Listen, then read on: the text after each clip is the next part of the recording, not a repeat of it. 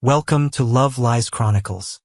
You never think you'll become that guy, the one who loses himself so quietly in a marriage that he doesn't even realize it's happening until someone laughs about it behind his back.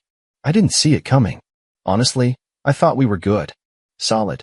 Not perfect, who is? But we had rhythm. We had history. I handled the errands, the home projects, even those over-the-top plans for her birthday parties, the wine nights with her friends, the spa getaways I gifted her without a second thought. She used to say I was thoughtful, attentive, the kind of man who paid attention to the little things. Maybe I did. Maybe I paid attention to all the wrong little things. The slow unraveling didn't come from arguments or slammed doors. It came from peace. That dangerous kind of peace where everything looks fine on the surface, but underneath, something's dying quietly. I always played the supportive husband at her dinner parties, the guy who did the dishes without being asked, made sure the fridge was stocked with wine I didn't even drink, and refilled their glasses while they talked over me. Her friends, Tina, Claire, and Rachel, were these polished, hyperverbal women who used their words like scalpels. They'd laugh at something and glance sideways at me like I was a living inside joke. I chalked it up to harmless banter.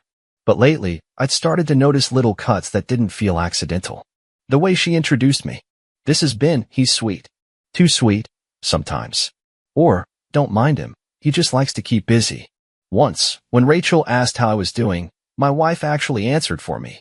He's happy as long as I give him a to-do list. I smiled. I always smiled. That's what you do when you're trying to be the guy who doesn't make a scene. The breaking point didn't come in a dramatic argument or some life-altering discovery. It came in the form of a mistake. A small one. A stupid one. It was a Saturday morning, one of those rare weekends when we didn't have guests or plans or a wine tasting lined up. She'd gone out for brunch with her girls. I was cleaning the kitchen, half watching a game on mute, when her iPad buzzed. We shared an Apple ID for years. It was easier for syncing our calendars, sharing photos, and all that functional marriage stuff that's supposed to make life easier. Normally, I didn't care to look. But the message flashed across the screen from her friend Tina.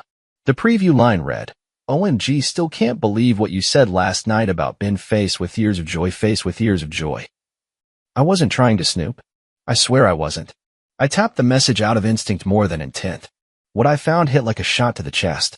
Claire, Ben's adorable. Really? He'd probably iron your socks if you asked. Tina, no kidding. The man's practically house-trained. My wife? Oh please, he's more than that. He's my obedient little puppy. Sit, roll over, fetch a glass of wine, he does it all. Honestly, if I told him to lick the floor, he'd probably ask if I wanted it clockwise or counterclockwise. Then a string of laughing emojis. One of them replied, "Tell me you have him neutered two-face with years of joy." My heart didn't even pound. That would have meant adrenaline. Shock. Rage. No. It was something colder. Like ice in my bloodstream. I stared at it for a long time. Read it again. And again. I tried to tell myself it was just a joke. But jokes only work when they're rooted in truth. And the truth, apparently, was that this woman I adored thought of me as her wind-up toy. Her show dog. Her house pet with a driver's license and a 401k. I put the iPad down. Carefully. Like it might explode. I didn't yell. Didn't call her. Didn't even text. I just sat there for a while, staring at the steam curling up from the coffee I made for her that morning. She hadn't even touched it. Something shifted in that silence. It wasn't rage. It wasn't heartbreak. It was the unmistakable feeling of a switch flipping off. The part of me that had been bending, accommodating, smoothing things over, gone. Not instantly. Not loudly. But gone, all the same. And I swear to God, in that quiet kitchen with the dishwasher humming behind me and her laugh echoing in my head, I thought. So this is how it starts. Not with fire, but with frost. And I wasn't going to melt for her again. You ever watch someone closely, like really watch them, and realize you've never actually seen them before? That's what it felt like the week after I read that message. I didn't say anything. Didn't confront her. I just watched. When she came home that afternoon from brunch, she kissed my cheek like everything was normal. Like she didn't just spend 2 hours mocking me with people I've invited into my home. Her smile was wide, but there was something mechanical behind it, like she had a script and was sticking to it. I noticed the way she looked at me when I brought in the groceries. The slight upturn of her lip. The way her eyes didn't soften. She wasn't seeing me, she was assessing me. Inventory. Stock check. Still useful? Still obedient? I asked how brunch went. She shrugged. Fun. Claire wants to do a wine and paint night next week. You'll be okay on your own, right? Of course, I said, pouring myself a glass of water I didn't need. I kept my tone even. You know me. I'm your obedient little puppy. She froze. Just for a second. Barely a twitch. But I saw it. And then she laughed, too loud, too forced. You heard that, huh? I didn't answer. Just looked at her. She shifted, glanced away, and walked to the hallway like she'd forgotten something. And that's when I knew she wasn't sorry. She didn't even think she'd done anything wrong. She was just trying to figure out how much I knew. I could have ended it there. Started the fight. Demanded an apology. But no, I didn't want to fight. I wanted the truth. So I got smart. She had this habit of leaving her phone on the counter when she got home. Always face down. Always locked. I never tried to go through it before, never cared to. But now I did something she'd never expect from me. I mirrored it to the iPad. Call it petty. Call it invasive. But I wasn't going to be the fool in my own house while she curated this persona of a doting wife and secretly roasted me to her friends like some sitcom husband she regretted marrying. The messages that came through weren't what I expected. They weren't just mockery. They were tactical. Planned. Rachel, so when are you going to tell him? My wife. Tell him what? That he's barely a man? LOL, no. I'll keep him right where I want him. Pays the bills. Doesn't ask questions. Tina, he ever suspect anything? My wife. Please. Ben still thinks I'm too classy to lie. That's the trick. Play the good girl. Do what you want behind the scenes. Behind the scenes. That line got me. Because suddenly all the girl nights and spontaneous trips with Tina started to click. The perfume she never wore around me, but somehow needed when she went out with the girls. The lingerie tags in the trash for things I'd never seen her wear. It was all part of the act. She wasn't just mocking me, she was managing me. Like a performance. Like a brand. A curated image for the world, and a leash tucked neatly around my neck so long as I kept nodding and smiling. And the worst part? I wasn't even angry. Not yet. I was calculating. I started pulling back, not obviously. I still brought in the groceries. Still cooked when it was my turn. Still folded the laundry. But my eyes were open now. When she told me she was meeting Tina at a wine bar that Saturday, I didn't stop her. I just said, have fun, and kissed her cheek. Then I followed her.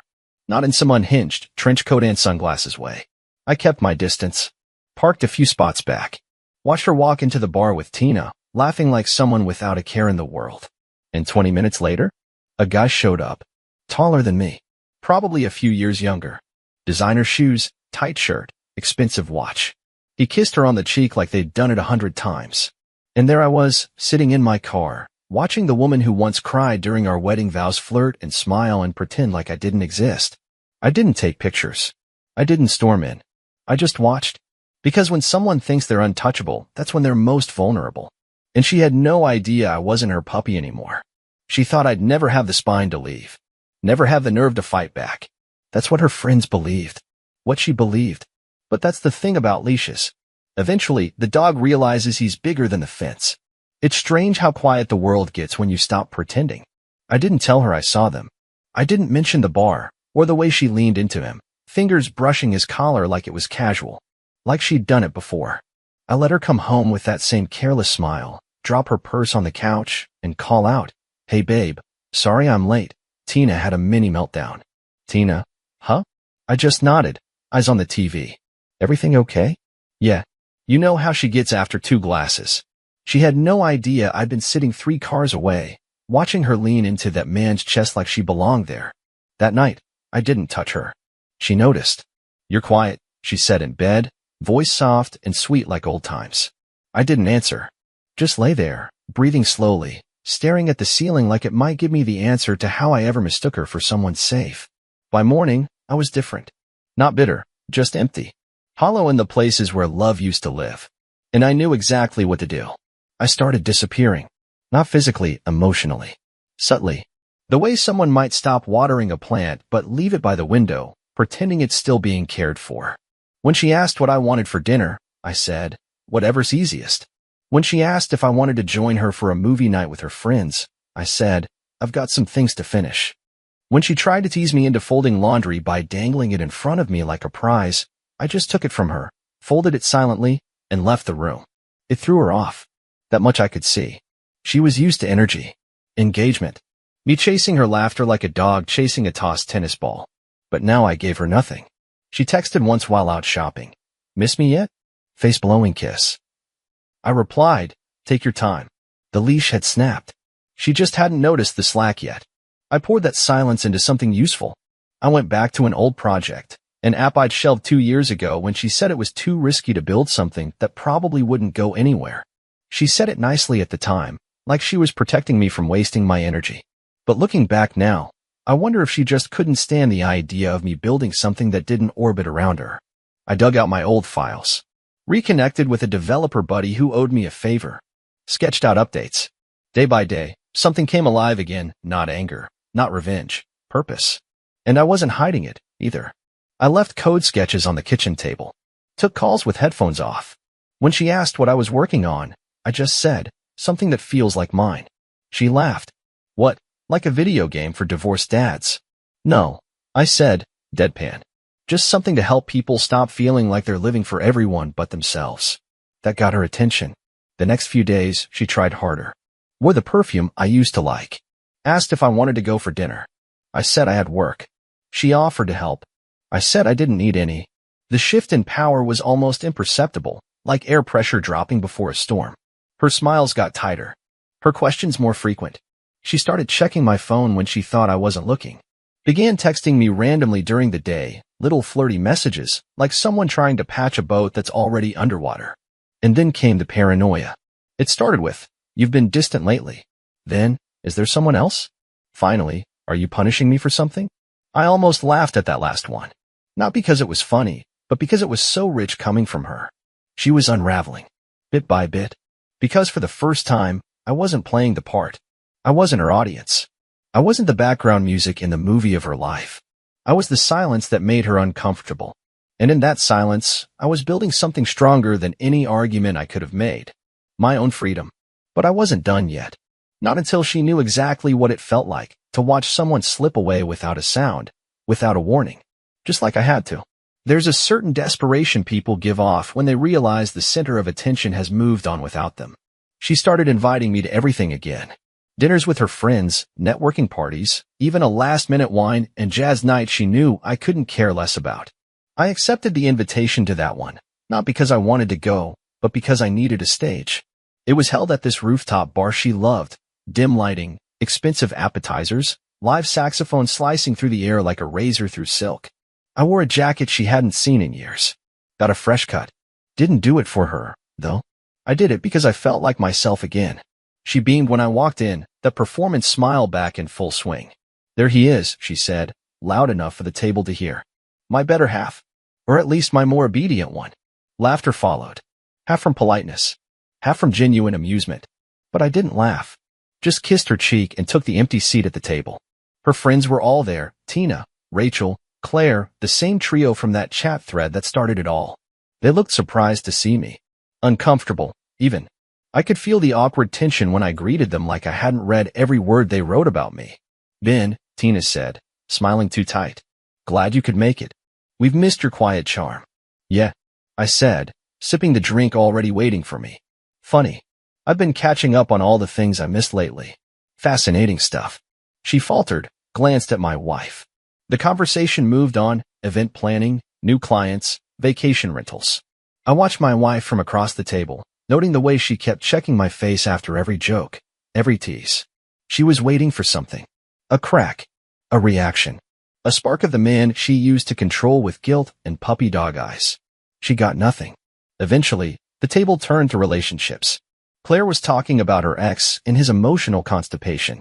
Everyone was laughing again, and that's when it happened. My wife leaned in, swirled her wine, and said to the table, Ben's always been easy.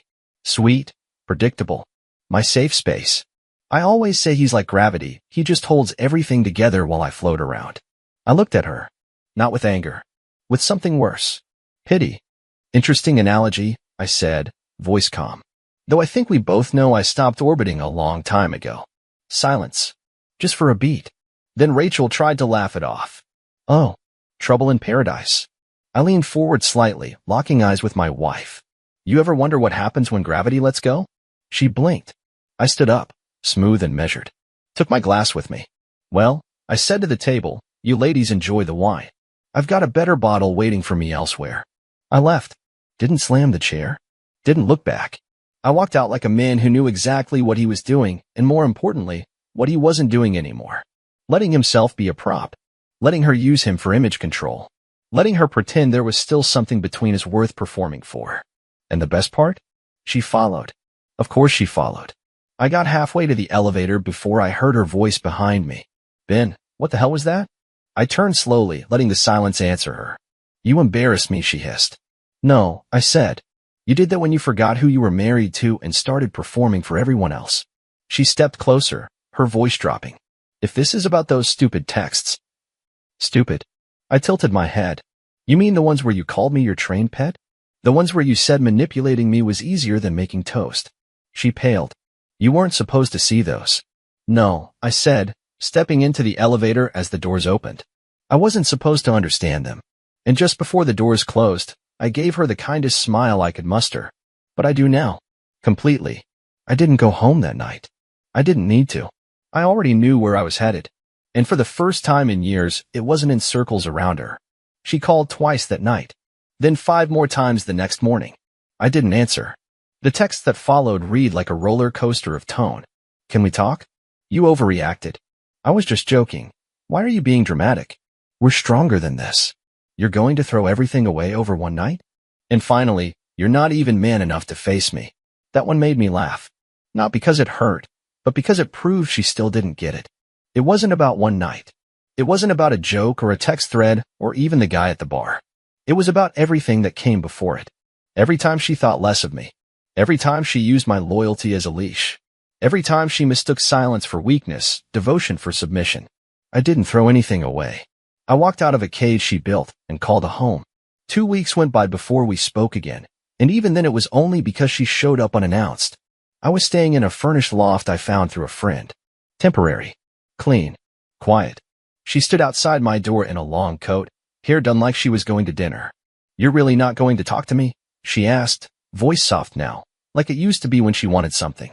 I am talking to you, I said, holding the door halfway open. Her eyes scanned the apartment behind me. The simplicity of it. No framed wedding photo, no couch cushion she picked out, no scent of her expensive candles. Just me. And peace. She stepped forward, but I didn't move. Ben, she said, trying to smile. Look, I messed up, okay? I took you for granted. I didn't mean half of what I said. She faltered. I didn't know you were so capable. I offered. She hesitated. Cold. That made me smile. No, this is warm. Cold was pretending everything was fine while dying on the inside. I didn't cheat, she said quickly. If that's what this is about. It's not, I said. It's about the way you looked at me and saw a tool. Something useful. Something beneath you. I never said that. You didn't have to. You just laughed while your friend said it for you. Her lip quivered, just slightly. So this is it? I opened the door a little wider. Not to let her in. To let the words out. No, I said. This was months ago. You just didn't notice. She didn't cry. That surprised me. Instead, she looked at me like she'd never seen me before. And maybe she hadn't. Maybe she'd only ever seen what she wanted me to be, her helper, her handyman, her audience, her emotional support system with a wallet and a willingness to make reservations. I closed the door gently. And that was it. No grand goodbye. No tragic music playing in the background. Just silence. The kind of silence that feels earned. In the weeks that followed, she tried reaching out a few more times. The tone changed, less performative, more uncertain. But I didn't respond. Because by then, I wasn't angry. I wasn't bitter. I was free. I focused on the app I'd started building again. It started gaining traction, slow at first, then steady. A few developers reached out. Then an investor. I didn't even realize how much of myself I'd buried beneath that marriage until I dug my way out and saw what was still alive. The loft eventually became permanent. I changed the locks, closed the joint account, even started cooking again, real meals. Not because someone was expecting them, but because I wanted to. One night, I sat on the balcony with a whiskey in hand, listening to the city hum below. A message popped up on my phone. An old friend I hadn't seen in years. Hey man, I heard about everything. You good? I thought for a second before replying. Better than good. I finally remembered who I was before I started living for someone else. He replied with a thumbs up and a beer emoji. It made me laugh. And then I looked at my reflection in the dark glass of the balcony window. There was no leash, no performance, no weight of being someone else's shadow. Just me. She once called me her obedient little puppet. But puppets only move when someone's pulling strings. And I'd finally learned what true freedom feels like. Nothing pulling, nothing holding, just walking away and never looking back. Dear listeners, please share your thoughts in the comments, and do not forget to like, share, and subscribe to the channel.